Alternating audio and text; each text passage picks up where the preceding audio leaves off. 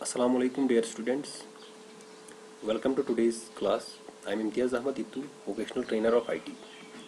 In this class we are going to discuss about ICT in education, that is information and communication technology in education.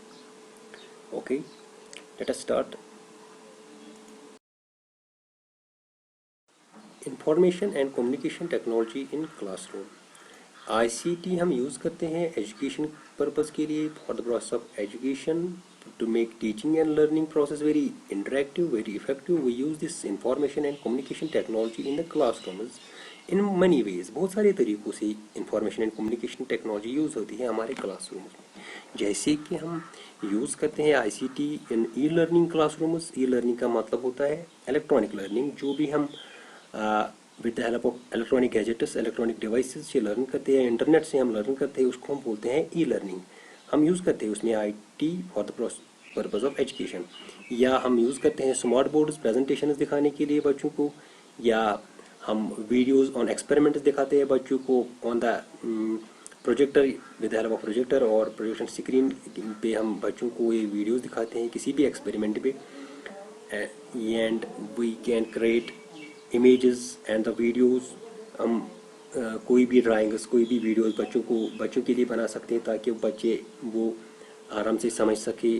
To make and the learning process very interactive and very effective, we can create anything with the help of information and communication technology for the students. And we can use desktop publishing, जिसको हम DTP बोलते हैं, desktop publishing. हम magazines type कर सकते हैं, letters और documents with the help of this ICT, and these magazines, letters, documents are used for the education purpose. या हम CD-ROMs से भी लर्न कर सकते हैं, जैसे कि अगर हम कोई डिक्शनरी लेते हैं या कोई एटलस लेते हैं, मैप बुक्स हम बोलते हैं, उसके साथ हमें एक CD कॉम्पैक्ट डिस्क मिलती है, जिसमें क्या होता है कि उस में सॉफ्ट कॉपी होती है जो हम with the help of information and communication technology जो हम देख सकते हैं, हम उस पर भी लर्न कर सकते हैं.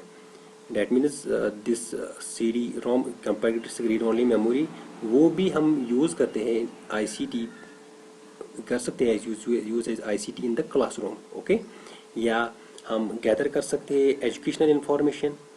कोई भी इंफॉर्मेशन हमें ज़रूरत हो अपनी पढ़ाई के लिए, अपने किसी भी टॉपिक पे अगर हमें सर्च करना होता है, हम इंफॉर्मेशन सर्च करते हैं on internet.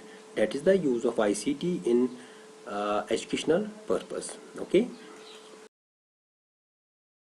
That is that information technology हम यूज़ करते हैं स्कूल्स में, अपने क्लासरूम्स में as a teaching aid. We use this ICT mostly as a teaching aid in the schools. किसके लिए हम यूज़ करते हैं teaching aid? To make the pictures, animations, audio visuals to explain the subjects that are difficult to explain.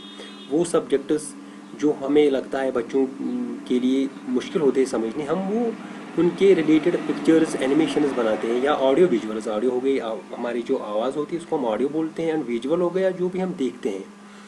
इसमें क्या होता है कि ज़्यादा सेंसेस यूज़ होते हैं. एक हो गया साइट का सेंस एंड दूसरा हो गया हेयरिंग का सेंस. ईयर, दैट इज जब जिस लर्निंग में ज़्यादा सेंसेस यूज़ हो, ओबियसली वो लर्निंग जो प्रोसेस होती है वो ज़्यादा इफेक्टिव होती है. तो हम यूज़ करते हैं पिक्चर्स, इमेजेस किसी भी टॉपिक के रिलेटेड, या एनिमेशन होती है, शॉर्ट मूवीज जिसमें हम सीक्वेंस अगर कोई प्रोसेस दिखानी होती है हम वो स्टेप वाइज दिखाते हैं with the help of animation, या हम ऑडियो विजुअल्स दिखा सकते हैं बच्चों को एक्सप्लेन करने के लिए कोई भी डिफिकल्ट सब्जेक्ट, कोई भी टफ टॉपिक. ओके, या and we make the lesson very interesting using presentations. कोई भी लेसन अगर हम उसकी प्रेजेंटेशन PPT बनाए तो वो बहुत ज़्यादा इंटरेस्टिंग बनता है बच्चों के लिए, और वो बहुत ज़्यादा इफेक्टिव होता है, वो समझने के लिए बच्चों को बहुत ज़्यादा आसान होता है. And to obtain the information about the relevant subject, हम information technology and communication technology की मदद से अपने रिलेवेंट सब्जेक्ट, किसी भी सब्जेक्ट लाइक हमारा फिजिक्स हो, केमिस्ट्री हो, बायो या IT सब्जेक्ट हो, इसके किसी भी सब्जेक्ट के रिलेटेड हम रिलेवेंट इंफॉर्मेशन निकाल सकते हैं with the help of this information and communication technology. Okay, thanks for patient watching. Stay home, stay safe.